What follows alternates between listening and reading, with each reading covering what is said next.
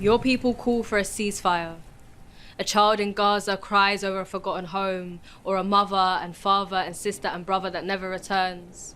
Displaced, dismembered and dying, famine fills the stomach and trauma breaches the mind. And where is your politics to be found? Buried in the rubble of eyes and nose as you jest and jeer at the expense of a child's tears that may never fall, with no family to wipe them dry. Bombed in Gaza, betrayed in Westminster.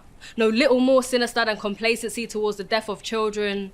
Plans are made under the guise of public interest. Conveniently, you neglect the statistics while they numerate against your favour. Because if most of the British public have called for a ceasefire and yet for months you never acted, then I guess that makes Britain a democracy only in theory and never in practice. If bombs don't kill children, hunger will. And if you neglect them, we will fight for them still. We will still question your motives when you act against what we voted and hold you accountable for quoting that you care but never actually emoting.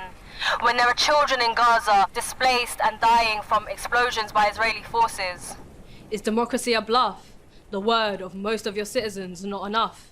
Or are you just waiting until all Palestinian children have no surviving family members to give them care and comfort and love? A nation that prides itself on its access to education seemingly has no issue with the fact that 100% of Gaza's student population have lost access to theirs. No care for obliteration of the mental health of minds that haven't reached full development.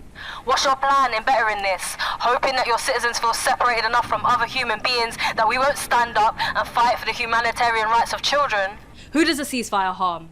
Not the arm or leg dismembered like at least 10 children in Gaza losing their limbs every day. Not the belly digesting famine or the mother rationing how a morsel is now a meal. Or the 12,000 plus children who have already been killed. Who does a ceasefire harm? Only the ones who deal in weapons. Guess the UK government is showing its hand. This lack of intervention suggests that you are threatened by alliances more than morals. How many children must die before you take action? Neglecting aid, indirectly sending children to their graves. Are you the government that saves or the government that saves its support only for people that look like you?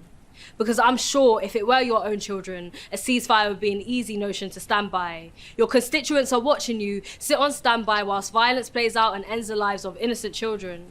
Leaders of the first world, last to make the right call.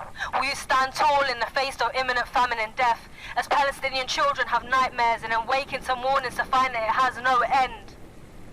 When you know your capacity to do your part in ending it all.